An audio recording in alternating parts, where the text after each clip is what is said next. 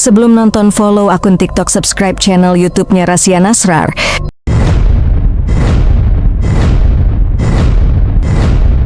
Anggi mencium bau melati setiap tengah malam, sejak beberapa hari menjelang 1 Suro, padahal tidak ada bunga di rumahnya. Nenek Anggi memperingatkan agar tidak keluar rumah malam 1 Suro, terutama bagi yang tulangnya wangi. Anggi tetap nekat pergi ke pesta ulang tahun teman pada malam 1 Suro, tanpa tahu bahwa itu termasuk tantangan besar. Pesta digelar di villa tua dekat hutan.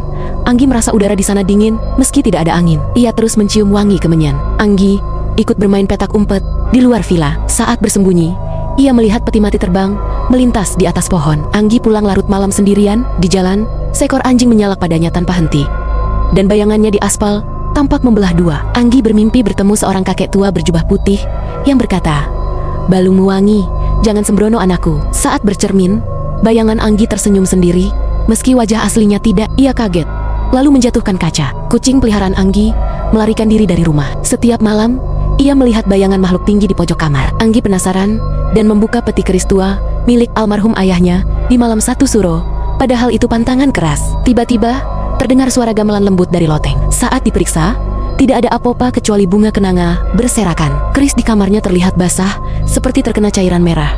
Tapi saat dipegang, ternyata berbau harum bunga. Anggi terbangun dini hari, sedang menari tarian Jawa klasik di depan cermin, sambil memegang keris dalam kondisi tidak sadar. Ia memergoki sosok dirinya, sedang berdiri di ujung tempat tidur, dengan rambut lebih panjang dan mata hitam kosong. Tangisan perempuan tua terdengar dari kamar mandi. Saat dicek, hanya ada rambut panjang menempel di dinding. Tulang punggung Anggi terasa panas.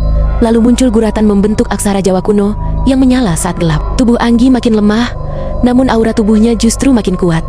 Paranormal mengatakan, makhluk gaib menyukai tulangmu. Anggi tersesat dalam alam mimpi dan melihat pasar gaib, keranda terbang, serta pusaka yang melayang di udara. Anggi memutuskan ziarah ke makam leluhurnya yang dianggap sakti, tapi kuburannya terbuka sendiri.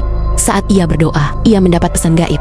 "Kau telah melanggar 3 pantangan Suro, tubuhmu akan dibelah 2 dunia." Seorang dukun sepuh menawarkan bantuan. Ritual semedi dilakukan, namun banyak makhluk menyerbu dari segala arah. Roh leluhur Anggi muncul dan berkata bahwa garis darahnya memang pewaris pintu penjaga antara 2 dunia. Dengan membaca mantra warisan keluarga, Anggi berhasil menutup portal yang terbuka, namun ia harus menanggung dampaknya seumur hidup. Kini Anggi hidup seperti biasa, tapi tidak bisa menikah, tidak bisa jauh dari tanah leluhur.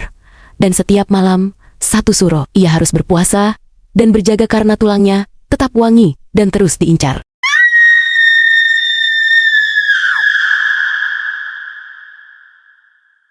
Bantu like, comment, share, follow akun TikTok, subscribe YouTube-nya. Terima kasih.